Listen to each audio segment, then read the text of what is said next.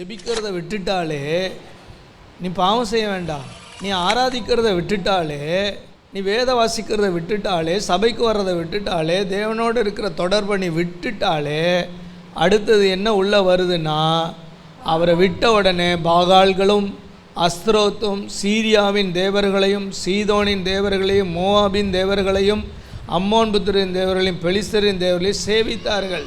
நீங்கள் இதை விட்டீங்கன்னா அது வந்துடும் உள்ள. எதுக்கு நாம் ஆராதிக்கணும்? எதுக்கு தேவனை தேடணும்? ஏன் பைபிள் படிக்கணும்? ஏன் ஜெபிக்கணும்?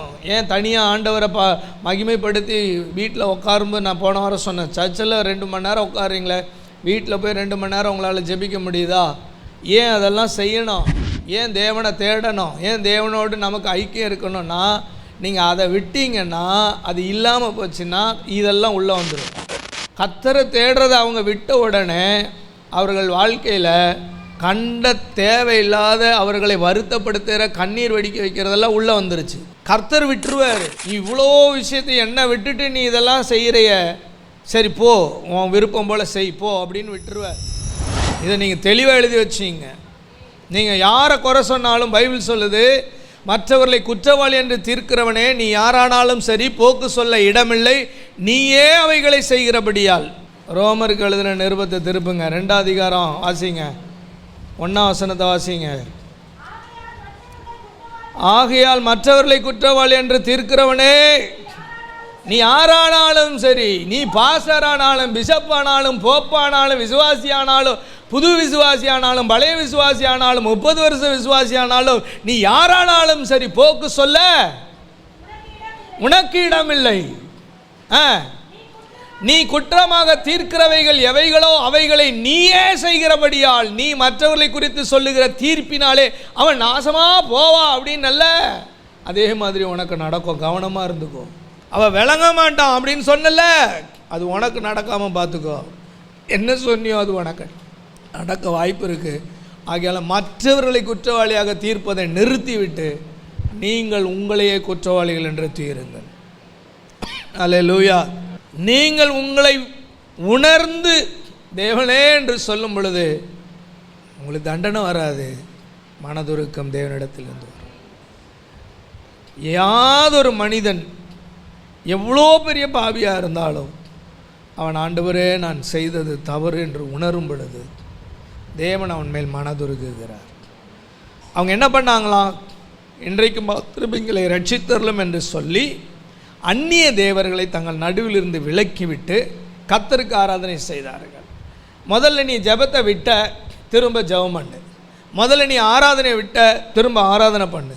வேத வாசிப்பை விட்ட, திரும்ப வேதம் வாசி. இதான் சீக்ரெட், வேறு வழியே கிடையாது. மாத்திரை எடுக்கிறத நிறுத்தினா டாக்டர் சொல்லுவார் பிரச்சனை பெருசாகும், திரும்ப மாத்திரை எடு, அதான் வழி. நீ மருந்து மாத்திரை எடுத்தாதான் சுகமடைவாய், அப்படி தானே மருத்துவம் சொல்லுது. தேவன் சொல்ற திரும்ப நீ ஜெபம் பண்ணு, திரும்ப நீ வேதம் வாசி, திரும்ப நீ ஆராதனை பண்ணு, திரும்ப நீ உபவாசம் இரு, திரும்ப நீ என்ன ஆண்டவருடைய ஆவிக்குரிய காரியங்களை செய்தாத செய், ஆலயத்துக்கு வா ஒழுங்கா. அல்லேலூயா, பிரைஸ் தி லார்ட். அவர்கள் தங்கள் நடுவில் இருந்து அந்நிய தேவர்களை விலக்கிவிட்டு கர்த்தருக்கு ஆராதனை 2 காரியம் செய்கிறாங்க. இவ்வளோ பிரச்சனை இருக்குது, இதிலேருந்து நான் ரிலீஸ் ஆகணும். என்ன பண்ணணும்? நீ என்ன செய்த, என்ன தப்பு பண்ண, அதை வெளியில் அதை அப்புறப்படுத்து. போ வெளியே, அதை உன்னை விட்டு அப்புறப்படுத்து. நீ அதை விடு. நீ தேவனை விட்ட, இதெல்லாம் உள்ளே வந்தது. இப்போ நீ அதெல்லாம் விடு, இதெல்லாம் மாறும். சொல்லுங்கள், தேவனை விட்டதினால் அத்தனை வருத்தமும் துன்பமும் வந்தது. இவர்கள் பாவத்தை விட்ட பொழுது மீண்டும் நன்மை பிறந்தது. அவ்வளோதான். சில ஆட்கள் இருக்காங்க, செய்கிற தப்பெல்லாம் விட மாட்டாங்க. தப்பை பண்ணிக்கிட்டே ஆராதிப்பான், தப்பை பண்ணிக்கிட்டே ஜெபம் பண்ணுவான், தப்பை பண்ணிக்கிட்டே வேதம் வாசிப்பான், தப்பை பண்ணிக்கிட்டே ஆலயத்துக்கு வருவான், தப்பை பண்ணிக்கிட்டே செய். அதை நிறுத்தியா முதல்ல உன் வாழ்க்கையில் சமாதானம் பிறக்கணும்னா. தேவன் உன்னை சடிதியில் உன்னை காப்பாற்றி விட்டார். தேவன் உன் மீது சிறிது காண்பித்த இரக்கத்தினாலே நீ பிழைச்சிக்கிட்ட. ஆனால் நீ இன்னும் தவறுகளை செய்து கொண்டே இருக்கும் பட்சத்தில் அது ஒரு நாள் உன்னை விரியனை போல தீண்டுமே. என்ன செய்வாய்? சடுதியிலே விரியனை போல தீண்டும் ஒரு பாவம் உன் வாழ்க்கையில் இருந்து கொண்டே இருக்கிறது. தேவன் அதை விட்டு விட்டு என்னை நோக்கி நீ கூப்பிட ஆரம்பி, நான் உனக்கு சகாயம் பண்ணுவேன் என்று கர்த்தர் சொல்லுகிறார். நான் உனக்கு உதவியாய் நிற்பேன், உன் பட்சத்தில் இருப்பேன் என்று சொல்லுகிறார். இந்த பாவத்தை அவர்களை அறிக்கை செய்து நாங்கள் பாவம் செஞ்சோன்னு ஒத்துக்கிட்டு அந்த பாவத்துக்கு காரணமான அந்நிய தேவர்களை விலக்கி தூக்கி போட்டு கர்த்தருக்கு ஆராதனை செய்ய ஆரம்பித்தாங்க. என்ன ஆராதனை சொல்லுங்கள்? கர்த்தருக்கு ஆராதனை. நான் பார்ப்பேன் சில நேரத்தில் மியூசிக் வாசிக்கிறவங்க, பாட்டு பாடுறவங்களாம் பார்ப்பேன். அவங்க மியூசிக் வாசித்தாலும் ஆண்டவர் ஆராதிக்கிறாங்களா? இங்கே இன்ஸ்ட்ருமெண்ட்ஸ் எல்லாம் யூஸ் பண்ணுறவங்களாம் பார்ப்பேன். அவன் தட்டினாலும் அதை பண்ணாலும் இதை பண்ணாலும் பாட்டெலாம் போட்டுக்கிட்டு இருந்தாலும் அவன் ஆராதிக்கிறானா? கர்த்தர் ஆராதிக்கிறாங்களா? நீ கர்த்தரை ஆராதிக்கலன்னா உனக்கு தான் நஷ்டம். நீங்கள் பாடுறீங்களா, ஜெபிக்கிறீங்களா, தேவனே என்று கூப்பிடுறீங்களான்னு பார்ப்பேன், கவனித்து பார்ப்பேன். ஆராதனை உன் வாழ்க்கையின் தலையெழுத்தை மாற்றக்கூடிய வல்லமை நிறைந்தது. ஆராதனையை சாதாரணமாக நினச்சிங்க, உங்களுடைய மனநிலைமை சரியில்லைன்னு நான் சொல்லுவேன். இன்னும் உங்களுக்கு தெளிவு வரலன்னு அர்த்தம். சபையில் செய்யப்படுகிற, தனிப்பட்ட வாழ்க்கையில் செய்யப்படுகிற ஆராதனைகள் உங்கள் வாழ்க்கையின் அநேக விஷயங்களை மாற்றி போடக்கூடியது. தேவன் இறங்கிடுவார். என் நாமத்தை பிரஸ்தாபப்படுத்தும் எந்த ஸ்தானத்திலும் நான் வந்து எங்க தூதன் அனுப்புறதுல கிடையாது. தானியேல் ஜெபம் பண்ணி கொண்டிருக்கிறார்.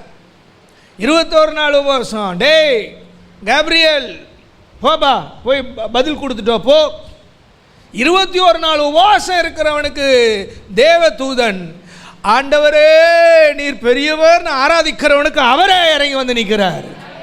இப்போ எவ்வளவு மகிமையானது ஆராதனை!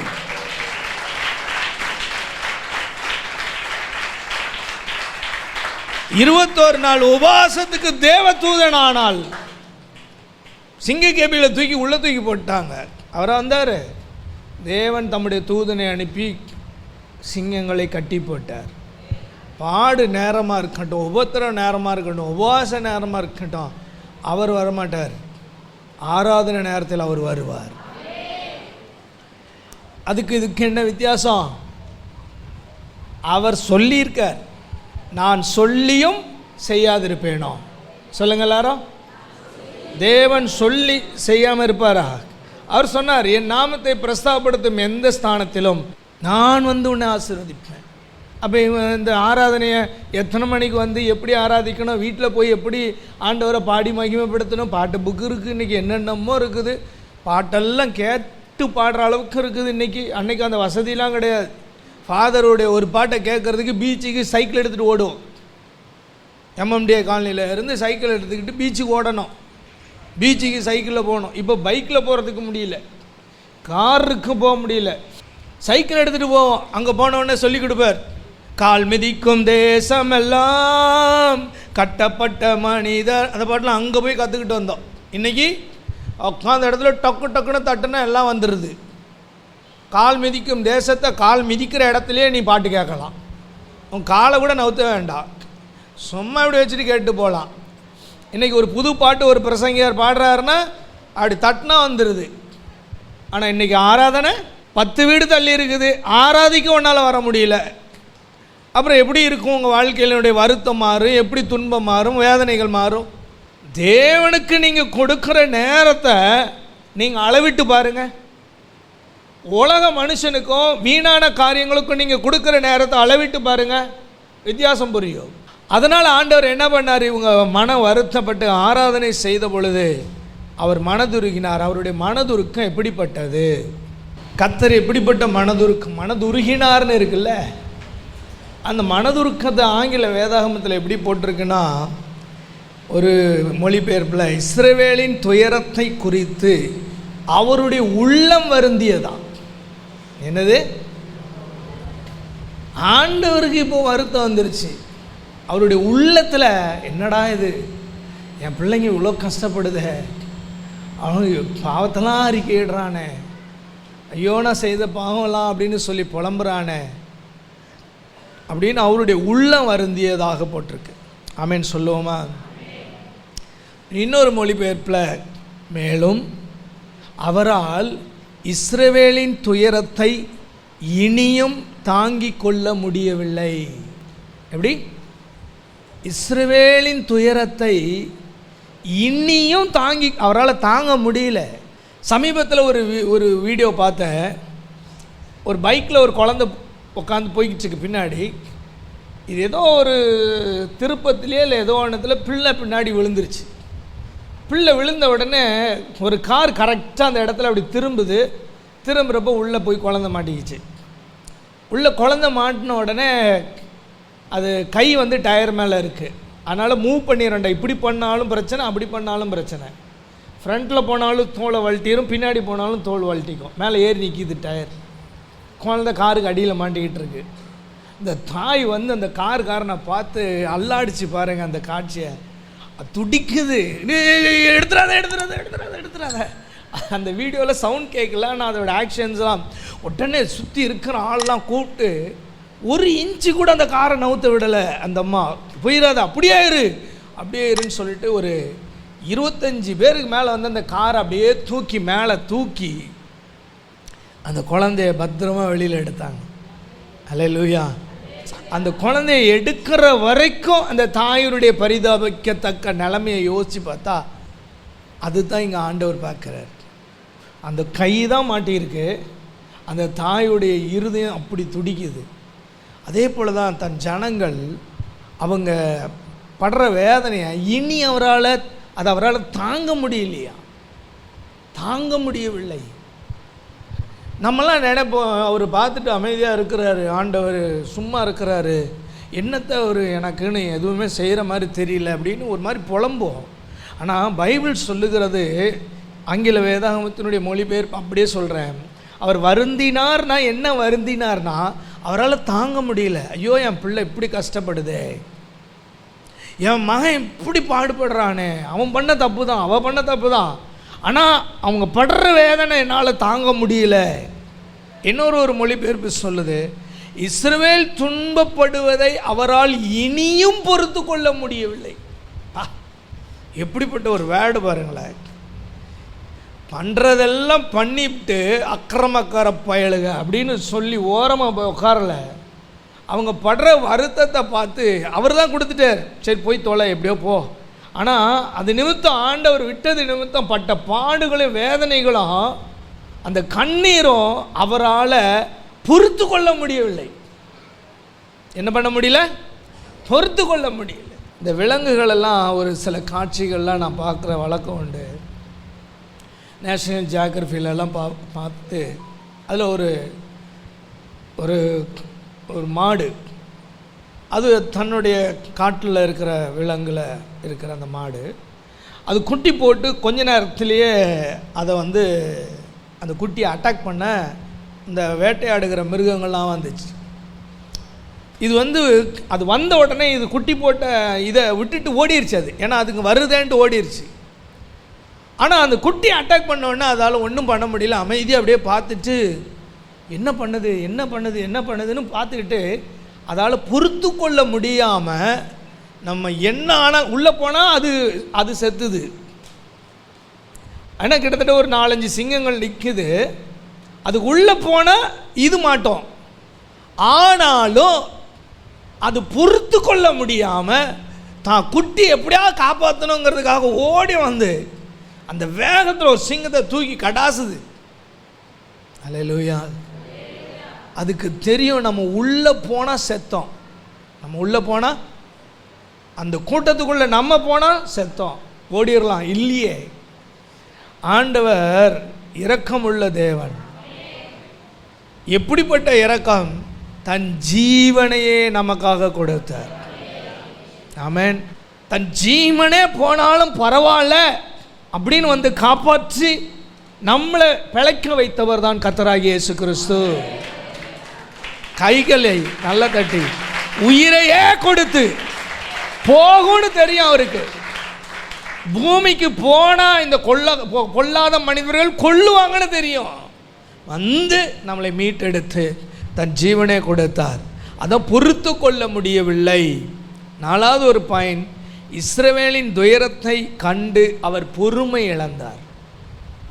எப்படியா அந்த டிரான்ஸ்லேஷன் எப்படி? 4வது டிரான்ஸ்லேஷன், இஸ்ரவேலின் துயரத்தை கண்டு அவர் பொறுமையை இழந்துட்டார். என்ன பொறுமை இழந்தார்?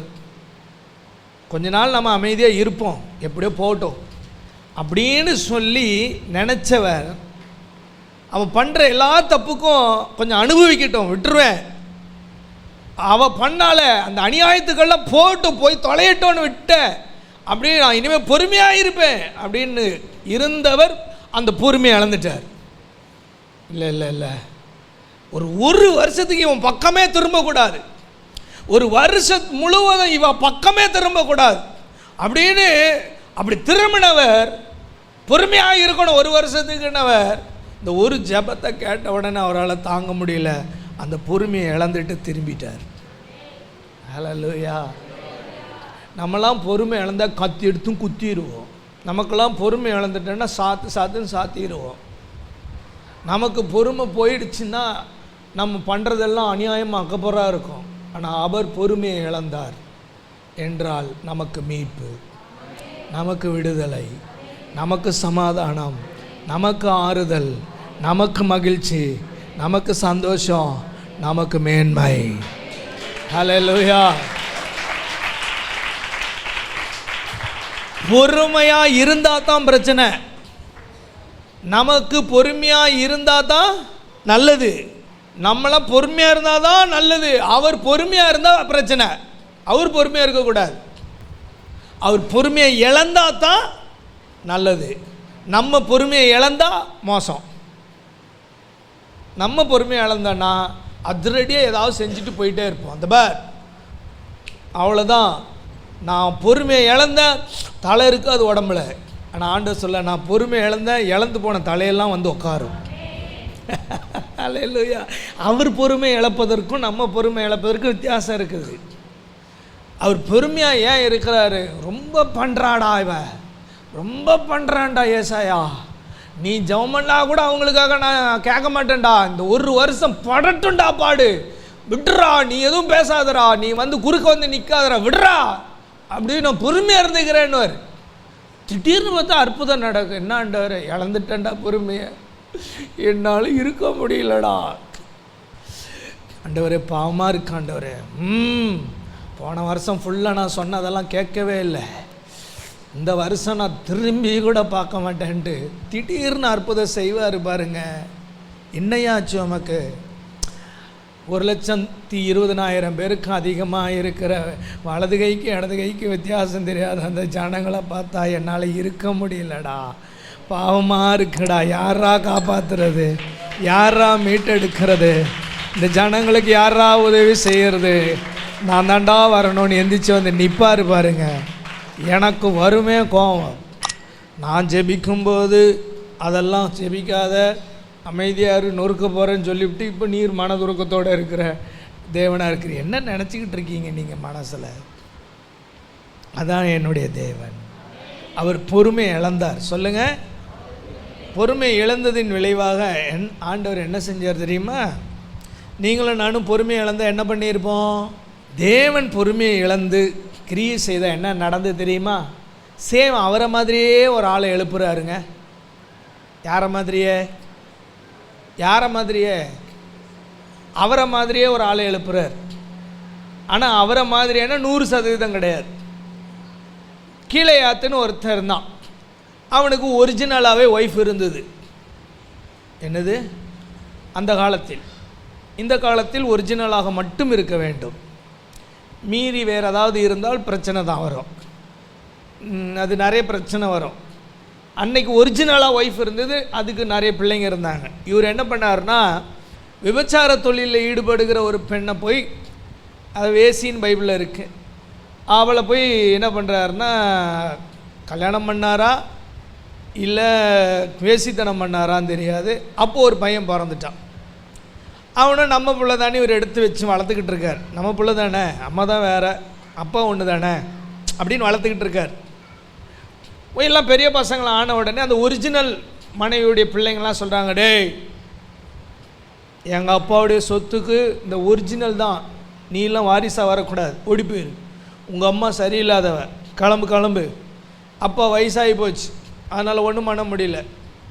இவனை துரத்தி விட்டாங்க. இதுக்கும் தேவனுக்கு என்ன சம்பந்தம்? தேவனும் இந்த ஜனங்களுக்காக நின்னார். ஆனால் இவங்க என்ன பண்ணாங்க? பாவம் செய்யும் பொழுது தேவனையும் விட்டார்கள்னு வசனம் இருக்கா இல்லையா? இவங்களையும் கூட பிறந்த சகோதரன் தான், ஆனால் அவனை துரத்தி விட்டாங்க. போய் தொலை, எங்கேயாவது போய் பொழைச்சிக்க போ அப்படின்னு. இப்போ தேவன் அப்படியே பார்க்குறார், யாரை செலக்டட் பண்ணலான்னா, எப்படி இந்த இஸ்ரவேல் ஜனங்கள் என்ன புறந்தள்ளினாங்களோ அதே மாதிரி இங்கே ஒருத்தன் புறந்தள்ளப்பட்ட ஒருத்தன் உட்காந்துக்கிட்டு இருக்கான். அவனை கூப்பிடு. ஒன்று இந்த உலகம் தள்ளலாம், ஆனால் தேவன் ஒன்றை தான் கையில் எடுப்பார். இதுக்கு தான் அந்த பாயிண்ட். உன் மனைவி, உன் புருஷன், உன் பெற்றோர், உன் உடன்பிறப்புகள், உன் சொந்தம், உன் ஊர், உன் உலகம், நீ நம்பினவர்கள், உன் கம்பெனி முதலாளி, நீ எதிர்பார்க்கிற நபர்கள் கூட உன்னை கைவிடலாம், துரத்தி விடலாம். ஆனால் தேவன் உன்னை தேடி வந்து நிற்பார். அவங்க முன்னாடி ஒன்றைத்தான் கொண்டு வந்து நிறுத்துவார். உன்னை விசேஷமான பாத்திரமாய் தேவன் மாற்றுவார். இதுக்கு தான் நீங்கள் நல்ல கையை தட்டி தோத்திரம் பண்ணியிருக்கீங்க.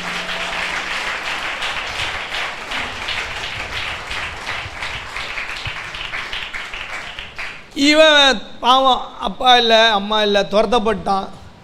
நம்பின சகோதரர்கள்லாம் இவ்வளோ துயரப்படுத்தி விட்டாங்க, ரொம்ப வருத்தப்படுத்தி விட்டாங்க. போனவன் ஒரு 10-15 பேரை சேர்த்துக்கிட்டான். ஒரு 20-30 பேர் ஆனாங்க, ஒரு 40-50 பேர் ஆனாங்க. இவர் ஒரு டீமை சேர்த்துக்கிட்டு அங்கங்கே போய் யுத்தம் பண்ணுறது, ஜெயிக்கிறது, நிறைய நாடுகளை கொள்ளையடிக்கிறது. அந்த காலத்தில் அதெல்லாம் உண்டு. அனாதை பயல்களுக்கு வேறு என்ன பண்ண முடியும்? இந்த காலத்தில் ரவுடிசம், அந்த காலத்தில் போர் முறை. அப்படியே பெரிய கூட்டம், இவர் பின்னாடி பெரிய படையே வந்துருச்சு. இதை வந்து கேள்விப்படுறாங்க. இல்லை, நம்ம துரத்துனோம்ல, அந்த எப்தான்றவன் பெரிய ஆள் ஆகிட்டான்டா, அவனடா பெரிய பெரிய இடத்துக்கெல்லாம் போய் பெரிய பெரிய நாட்டெல்லாம் போட்டு சண்டை போட்டுக்கிட்டு இருக்கான். இவங்க திடீர்னு இப்போ ஆண்டவர் கிரியை செய்கிற நேரம் பாருங்க. ஆண்டவர் கிரியை செய்யும்போது எப்படி செய்தார்னா, சும்மா இருந்த சங்க ஊதி கிடத்தான் ஆண்டிம்பாங்க. அதே மாதிரி அம்மான் புத்திரர் ஆண்டவர் எழுப்பிவிட்டார். இவர் செலக்ட் பண்ணிட்டார், இவன் ஓகே. இப்போ இவனை ஓகே பண்ணணும்னா சும்மா இருக்க முடியாதுன்னு சும்மா இருந்த அம்மோன் புத்திரரை கிளப்பி விட்டார். அவனுங்க எல்லாம் படையோடு வரானுங்க. யாருக்கிட்ட? இஸ்ரவேல் தேசத்தின் மேலே சண்டை போட. இவனுங்களே ஏற்கனவே நொந்து நூலாக இருக்காங்க. ஏற்கனவே நான் ஏகப்பட்ட பிரச்சனையில் பாதிக்கப்பட்டிருக்கேன். இப்போ ஒரு புது பிரச்சனை பெருசாக தலை தூக்குது பாஸ்டர், வரும். அதுதான் விடுதலைக்கான அடையாளம். ஆமென். ஒரு பிரச்சனை ரெண்டா மாறுதுன்னா தேவன் உன் ஜெபத்தை கேட்டு ஏதோ ஒன்றை செய்க தொடங்கி இருக்கிறார்னு அர்த்தம். பிரச்சனை முடியதில்லை, பிரச்சனை புதுசா முளைக்குதுன்னா கர்த்தர் கிரியை செய்கிறார். சும்மா இருந்த அம்மன் புத்திரர் கிளம்பி வந்துட்டான், வந்து சண்டைக்கு வந்து நிற்கிறான். ஐயோ, நம்ம ஏற்கனவே நொந்து இருக்கோமே, இப்போ யாரா சண்டை போடுறதுன்னு இவனுங்களுக்கு எல்லாருக்கும் ஞாபகம் வருது. துரத்தி விட்டானுங்களே, அந்த எப்தா ஞாபகத்துக்குறார். உடனே ஃபோன் அடிக்கிறாங்க. ஹலோ எப்தாவா? ஆமாம். எப்பா, எதிரிங்களாம் வந்து சண்டை போடுறாங்க, நீ எங்களுக்காக வந்து தலைவனாக நின்று சண்டை போடு, நீ நல்ல வீரனாச்சா அப்படின்னு. டேய், நீங்கள் தானடா என்னை துரத்தி விட்டீங்க, இப்போ நான் வேணுமா? உங்களுக்கு பிரச்சனை ஒன்று என்ன கூப்பிட்றீங்களே, வர முடியாது, வாங்கடா. சிலர்லாம் இப்படி சொல்லுவாங்க, சொல்லிடாதீங்க. அதுதான் தேவன் செய்கிற கிரியை. எவராவது வந்து உனக்கு வைத்த வழி நான் மட்டும் என்கிட்ட வர்றல, உனக்கு பிரச்சனைனா மட்டும் நான் வேணும்ல சொல்லாத. ஆனால் இந்த எப்தா கேட்டான், அப்படின்னா மட்டும் நீங்கள் என்னை கூப்பிடுறீங்க. உண்மைதான் ராஜா, இப்போ எங்களுக்கு ஹெல்ப் வேணும்ப்பா, வாப்பா வந்து எங்களுக்கு நின்று உதவி செய்ப்பா. அப்போ உங்கள் எல்லாருக்கும் என்ன தலைவனாக்குவீங்களா? இது கேட்கணும். சும்மாலாம் எதுவும் போய் செஞ்சிடக்கூடாதுல்ல. ஆமாம், தேவன் கிரியை செய்யும் பொழுது தான் இதெல்லாம் நடக்கும். அப்போ என்ன தலைவனாக்குவீங்களா? ஆக்குவோம். ஆனால் ஒரு வேளை செஞ்சிடக்கூடாது. நீங்கள் ஏற்கனவே வில்லங்கம் பிடிச்சவனுங்க, நான் ஒரு வேளை ஜெயிச்ச பின்னாடி என்ன வெளியில் அனுப்பி விட்டுருவீங்களா? அனுப்ப மாட்டோம். அனுப்புறதா இருந்தால் வரமாட்டேன், வர்றேன். பைபிளில் நல்லா கவனிச்சிங்க. யாரை அவர்கள் வேண்டாம் என்று புறந்தள்ளினார்களோ அவர்களை தேவன் தலைவனாய் கொண்டு வந்து அவர்களுக்கே வைத்தார். இது உங்க வாழ்க்கையில நடக்கும். இதை தேவன் உங்களுக்கு வாழ்க்கையில செய்வார். ஆனா உன்னை தள்ளினவங்கள நீ கேவலமா பார்க்க கூடாது. அவன் தள்ளினால தான் நீ தலைவனா மாறுற. சிலரை தள்ளட்டும், சொல்லுங்க பார்க்கலாம், என்னை தள்ளட்டும், அசிங்கப்படுத்தட்டும், அவமானப்படுத்தட்டும், என்னை புறந்தள்ளட்டும், தேவன் இருக்கிறார். அவர் பார்த்துக்கிட்டே இருக்கிறார். அப்புறம் வா தலைவனான்னு சொன்னாங்க. வந்தான். அவனுக்கு அம்மன் புத்திரருக்கு எதிராக யுத்தத்துக்கு போனான். பெரிய வெற்றி. ஆண்டவர் கூட இருந்ததுனால அடிச்சு நொறுக்கினாங்க. ஒரு முறை அந்த இஸ்ரவேல் ஜனங்களின் பாவ அறிக்கை, தங்கள் பாவத்தை உணர்ந்து தேவனை நோக்கி கூப்பிட்ட பொழுது ஒரு முறை தேவன் கிரியை செய்தால் 6 வருஷம் அமைதியாக இருந்ததுன்னு பைபிளில் இருக்குது. ஆமென் சொல்லுவோமா? 6 வருஷம். ஒரு ஜெபத்திற்கு, ஒரு முறை பாவ அறிக்கை நீ செய்வதற்கு, ஒரு முறை உன் உணர்வு ஆண்டவர் பக்கம் திரும்புவதற்கு தேவன் உனக்கு கொடுக்கும் நன்மையின் வாசல் 6 வருஷம் திறக்கப்பட்டிருக்கிறார். அமைதியாக இருந்ததா. அது மட்டும் இல்லை, நீங்கள் அந்த அதிகாரத்தை வாசிங்கன்னா 6 வருஷம் மட்டும் இல்லை, நீங்கள் அதை வாசித்து பாருங்கள். 12 இவர் 7ஆம் வசனத்தில் 6 வருஷம் நியாயம் விசாரித்தான். 6 வருஷம் எந்த பிரச்சனையும் கிடையாது. ஆனால் அதுக்கப்புறமும் பிரச்சனை கிடையாது. அதுக்கப்புறம் 7 வருஷம் 9ஆம் வசனத்தில் இருக்குது. அடுத்த ஒரு 7 வருஷம் அவங்களுக்கு கண்டினியூ ஆகுது. அதுக்கடுத்த 11ஆவது வசனத்தில் 10 வருஷம் மறுபடியும் கண்டினியூ ஆகுது. அதுக்கு அடுத்தது 8 வருஷம் 14ஆவது வசனத்தில். மொத்தம் எவ்வளோ வருது? 8, 10, 7, 6, 31 வருஷம். நல்லா கவனிங்க. ஒரு மனிதன் மனம் திரும்பி தன் வாழ்க்கையை ஆண்டவருடைய சமூகத்தில் சப்மிட் பண்ணும்போது முதல்ல ஒரு 6 வருஷம், அப்புறம் ஒரு 7 வருஷம், அப்புறம் ஒரு 10 வருஷம், அப்புறம் 8 வருஷம்னு பிரச்சனையே இல்லாமல் போய்கிட்டே இருக்கு. நான் சொல்லட்டுமா, நீ ஒரு நாள் உண்மையாக கண்ணீர் வடித்து மனம் திரும்பி ஜெபம் பண்ணா ஆண்டு கணக்கில் தேவன் உனக்கு நன்மையை கட்டளையிடுவார். ஒரே ஒரு முறை நீ தேவ சமூகத்தில் போய் முழங்கால் படிட்டு நான் செய்தது தவறுதான் தகப்பனே என்று நீ மனம் வருந்தி ஜெபித்தால் ஆண்டவர் உனக்கு ஆண்டு கணக்காக நன்மை செய்கிற தேவனாக இருக்கிறார். உனக்கு அற்புதங்களை செய்கிற தேவனாக இருக்கிறார். வெறும் 6 வருஷம் இல்லை, அதுக்கு அடுத்து 7, அதுக்கு அடுத்தது 10, அதுக்கு அடுத்தது 8 வருஷம் மிகுந்த அமைதியாக இருந்தது. இந்த 31 வருஷம் கழித்து திரும்ப என்ன பண்ணாங்க? நான் முதல்ல சொன்ன பார்த்தீங்களா, திரும்ப தப்பு பண்ணாங்க, திரும்ப பிரச்சனை, திரும்ப மனம் திரும்புதல், திரும்ப விடுதலை. இன்னும் அப்படி இருக்கக்கூடாது என் வாழ்க்கையில். இன்றைக்கி நான் உண்மையிலே என் தவறுகளை நான் உணர்கிறேன். பைபிள் சொல்லுது இல்லையா, நான் சொன்னேன், தன் பிள்ளைகளை உணர்கிற மனுஷன் யார்? தன் பிள்ளைகளை உணர்கிற மனுஷன் யார்? மற்றவங்க குற்றம்லாம் நம்ம கண்ணுக்கு பளிச்சுன்னு தெரியும். லைட்டும் அடிக்க வேண்டாம், டார்ச் அடிக்க வேண்டாம், பளிச்சுன்னு தெரியும். ஆனால் நம்ம குற்றத்தை உலகத்திலேயே பெரிய சூரியனே கொண்டாந்து நிறுத்தி வச்சு பார்த்தா கூட தெரியாது. என்றைக்கு இந்த நிலைமை மாறும்னா, உன் பிரச்சனை தலைக்கு மேலே போகும்போது தான் நீ உணர்ந்து இதுக்கு காரணம் என்னுடைய பாவம் தானே அப்படின்னு சொல்லி நீ உன் பாவங்களை அறிக்கையிடும் பொழுது தேவன் உன் மீது மனதுருகுவார். இடையிடையில் நான் நிறைய விஷயங்களை உங்களுக்கு துணுக்குகளாக சொன்னேன்.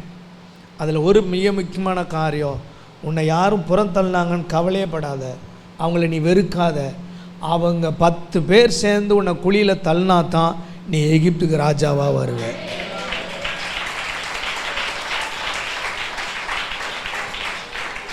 உன்னுடைய உடன்பிறப்புகள் உன்னை அற்பமாக எண்ணி துரத்துனா தான் நீ தேசத்துக்கு தலைவனாக வருவ. மறந்துடாத. அவங்களாம் பண்ணட்டும். சொல்லு, என்னை புறம் தள்ளினவர்களுக்காய் ஸ்தோத்திரம், என்னை அவமதித்தவர்களுக்காக உமக்கு ஸ்தோத்திரம், என்னை நிந்தித்தவர்களுக்காக உமக்கு ஸ்தோத்திரம், என்னை குழியில் தள்ளினவர்களுக்காக உமக்கு ஸ்தோத்திரம்.